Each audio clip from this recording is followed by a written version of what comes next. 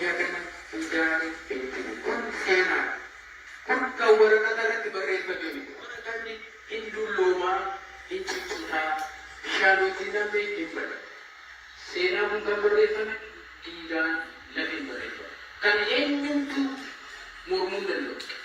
Namni kana mormu yoo jiraate eenyummaasaa nama mormu jecha.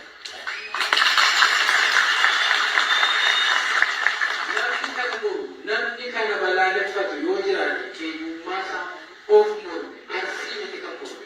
Haasaa yeroo sana kaffalan miti kan mormu.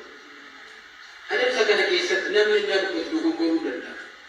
Namni haasaa keessa galu waltajjii sanaaf jecha otoo hin ta'in waan gargar faca'e walitti qabuuf jecha dogoggoruu hin danda'a. Kun ilma namaati.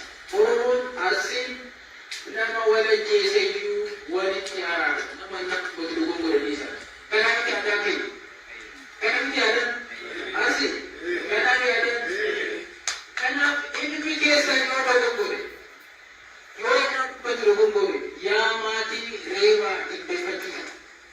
Yaa maatii kuntuuta. Kana haala garuu absoo ijoolleen keessan itti jilbeeffatu, itti kuntu, itti dhiibde, itti biyyaa baate, itti haarsaa kaffalte, itti namni akka hoolaatti nama qale irratti deebisina. Haarsaa keessan nuti qabsuun kun muummichi keessan Dr. Abiy guyyaa guyyaadhaan faranjii fuuldura dhaabatee kan inni kadhatuuf akka nama kasala dhufu fuulli isaa kan gurraachee jiruuf uummata Oromoo, uummata biyya kanaa tarkaanfii tokko fuulduratti deebisuuf. Bara ijoolleen abbaa gadaa biyya kana bulchitu. Bara ijoolleen abbaa gadaa uummata kana tajaajiltu. Garaagarummaa irra tokkummaa. Jibba irra jaalala. Diinummaa irra jaalalti akka biyya kana fudhatu. Akka aadaa keenyaa, akka eenyummaa keenyaa, akka ijoollee abbaa gadaa. Kanammoo ijoollee siikoo bal'ootti maali? Sinuu namatti himtu. Arsii abbootiin koo wanti isinitti himu dargaggoon wanti isinitti himu imalli keenya dheeraa. Daandiin keenya dheeraa.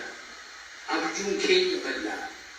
Iddoon ga'uuf qophoofne fagoo. Imalli nuti irra deemnu daandii nuti irra deemnu garuu wanta tachaa miti. Jajallaa. Gufuutti baay'ata. Gufuu kana kan kaasnee gabba keenya bira gahuu dandeenyu tokko yoo ta'e garaagarummaa keenya dhiisne oromummaa keenya irratti ciccine jilbeeffannee iddoo haarsaa kaffalu hunda taasisa kaffallee. Kana irratti hunda naannoo isinitti guyyaa gaafsana, guyyaa gaafa tiiti, guyyaa gaafa kiiti, guyyaa gaafa rakkoo wajjin waan dhaabanneef. Otoo wajjin dhaabachuu baanne keessaa duubaan inni biyya alaa jiru, inni biyya keessa jiru, inni mormu, inni deeggaru otoo wajjin dhaabachuu baanne har'a anis fuuldura dhaabadhee laphee guutuudhaan, harmee guutuudhaan akkasitti hin haasa'u. Gaafa kanaan dura gaafa keessatti mari'adhe keessi koo mataa ture. Hin cee namoonni keenya